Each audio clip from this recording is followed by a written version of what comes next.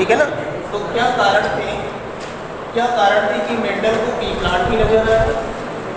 Cause of selection of P plant as his experiment material।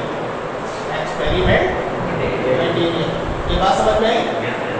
Mendel द्वारा मटर के पौधे का चुनाव करने के क्या कारण थे अपने प्रैक्टिकल पदार्थ के रूप में? बात समझ गए ना? मेंडल को प्रैक्टिकल करना था, तो उन्होंने कोई पदार्थ भी तो चाहिए, सब्सटेंस चाहिए या कोई प्लांट चाहिए। तो जो प्लांट इन्होंने सेलेक्ट किया था वो पी प्लांट था, लेकिन उसके पीछे मटर का ही पौधा उन्होंने क्यों सेलेक्ट किया था, उसके रीजन पेपर में क्वेश्चन आता है। तो पहला ये होता है कि पी प्लांट जो है, मटर का पौधा, P plant is a annual herb. क्या है? Annual herb. इसका मतलब होता है मटर का पौधा एक वर्षीय, क्या है? एक वर्षीय शाक है।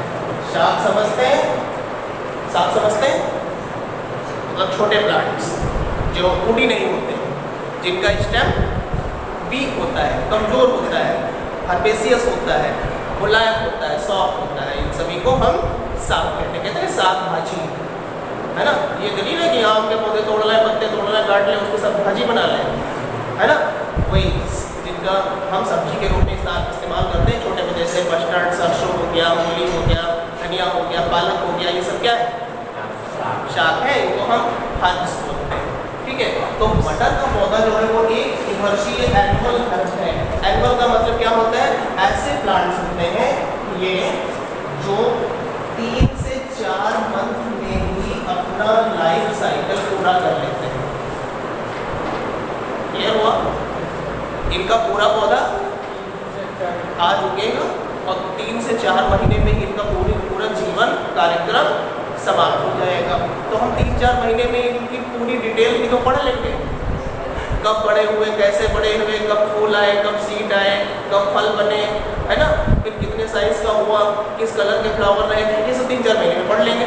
अब कोई ऐसा पौधा सेलेक्ट कर ले, पता लगा हमने मैंगो का प्लांट ले लिया, उसकी लाइफ साइकिल तो पता नहीं कब तक होती है ना।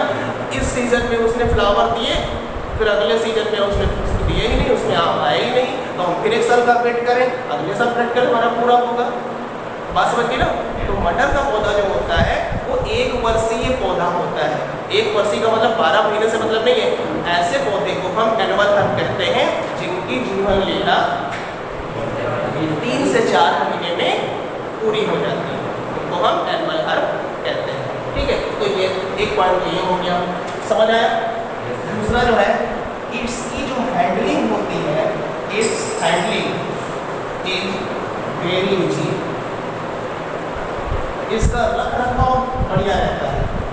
रख रखाव कैसा है इसका? आसान है।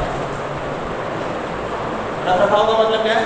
प्लांट्स को हम एक घर के बाहर ही छोटी सी जगह मिल गई, मटर का सीड डाल दिए, उगा है ना।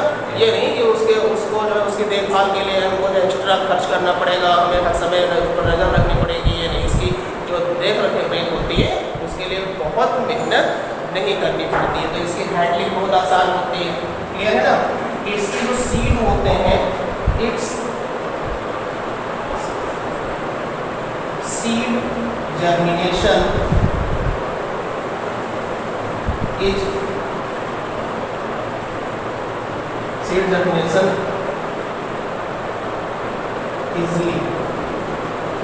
Seed germination easily take place. ठीक है ना। बीजों का जो अंकुरण होता है वो आसानी से हो जाता है, नहीं, बीजों का अंकुरण शीघ्रता से और आसानी से हो जाता है, नहीं होता है। मटर के बीजों को हम आज भिगो के रख देते हैं कटोरी में, कल देखो उसमें ट्यूब्स निकल लगती हैं। अंकुरित अनाज, चना है, मटर है, इस तरह के। क्लियर है ना, आसानी से हो जाता है। फिर अगला पॉइंट है, इसके जो फ्लावर होते हैं, फ्लावर स्ट्रक्चर ऐसी होती है कि इनमें केवल और केवल सेल्फ पॉलिनेशन ही हो सकता है। कैसे? flower structure as such that only self pollination may occur। पुष्प की संरचना ऐसी होती है, किसकी संरचना? पुष्प संरचना कि केवल स्वपरागण हो सकता है। क्या हो सकता है? स्वपरागण ही हो सकता है। स्वपरागण का मतलब क्या होता है? What is the meaning of self pollination? Flower के कितने पार्ट होते हैं? फ्लावर में मेल प्रोडक्ट जैसे एक होता है, ये हमने बना दिए एंथर, परागकोश। ये क्या है? परागकोश। परागकोश के अंदर क्या भरे रहते हैं? परागकण। इनको बेटा पोलन ग्रेन बोलते हैं इंग्लिश मीडियम में। इंग्लिश मीडियम वाले समझ लें, परागकणों को क्या कहते हैं? पोलन ग्रेन्स कहते हैं। किसके अंदर पाए जाते हैं? एंथर के अंदर। ये जो ऊपर ये लोब स्ट्रक्चर है, इसको हम क्या कहते हैं? एंथर कहते हैं। ठीक है, फ्लावर में रहती है और यहीं से मटर की फली रहती है इस तरह से, ठीक है ना। और ये भी किसी स्ट्रक्चर के अंदर बंद रहती है। मतलब मटर की फली का मतलब है उसका एक ओव्यूल, ओवरी, बीज बनाने वाली स्ट्रक्चर, इसको हम ओवरी कहते हैं। ये फीमेल रिप्रोडक्टिव ऑर्गन है, मादा जनन अंग है, और ये कैसा है? नर जनन अंग होता है। इसी के ऊपर स्टिग्मा रहता है। क्या रहता है? स्टिग्मा।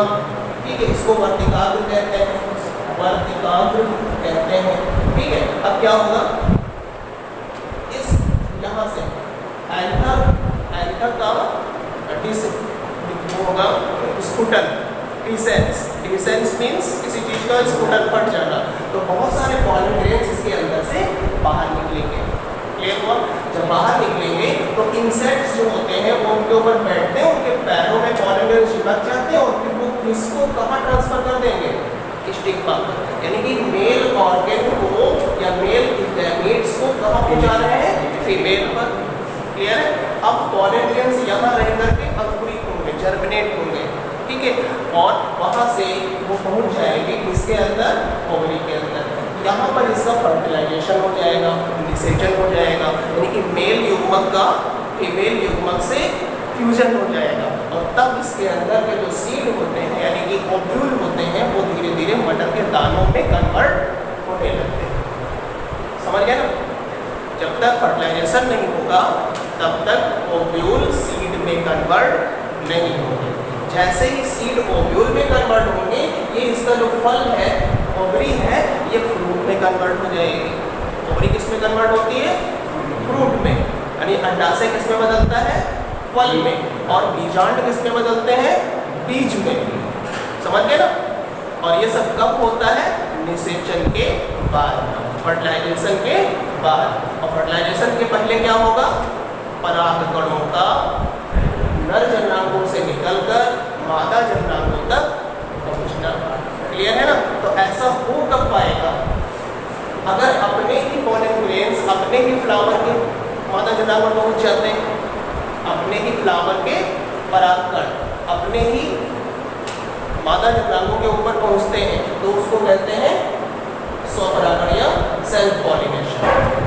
समझ आया ना? क्या कहेंगे? Self pollination. ठीक, अगर किसी बगल के दूसरे फ्लावर के परागकण पकड़ के चले आए उसको क्या कहेंगे? क्रॉस पॉलिनेशन या पर परागण। कितना समझ में आया? अब इस मटर के फूल की संरचना ऐसी होती है कि इसमें केवल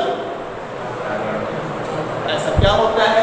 इनके जो ये स्ट्रक्चर होते हैं नर और मादा जननांग, ये फूल की पंखुड़ियों के अंदर बंद रहते हैं, ढके रहते हैं। यानी कि दूसरे फ्लावर के परागकण इसके अंदर एंट्री नहीं कर सकते। समझ आया? और ये सबसे अच्छा प्लस पॉइंट था पेंटल के लिए, इनको प्रैक्टिकल आसानी से हो जाएगा। क्यों? क्योंकि पेंटल चाहते हैं कि हम लाल फूल देने वाले मटर के ऊपर बैंगनी रंग के फूल के परागकण डाल दें। ठीक है ना? बैंगनी रंग के फूल के परागकण डालें तो फ्लावर उसमें क्या रिजल्ट्स आएंगे? तो पेंटल कर पाएंगे। बात समझ आई? और मेंडल के अगर फूल खुला होता पहले से तो मेंडल के द्वारा डालने से पहले हवा के द्वारा अपने आप पॉलिनेशन उसका हो जाता, नहीं हो जाता। लेकिन जब कोई चीज़ बंद है तो या तो उसमें स्वपरागण हो पाएगा, या तो फिर जब मेंडल खोलेंगे तभी तो उसके अंदर पॉलिनेशन जा पाएंगे। मतलब स्वपरागण होता है और पर परागण हमारी इच्छा पर। क्लियर हुआ? बाकी सारे जो फ्लावर होते हैं उनमें ये खासियत नहीं मिलती है लेकिन ऊपर की हो सकता है ना मिलती। लेकिन मेंडल मटर एक ऐसा पौधा था जिसमें स्वपरागण अपने आप हो सकता है और पर परागण हमारी इच्छा से हो सकता है।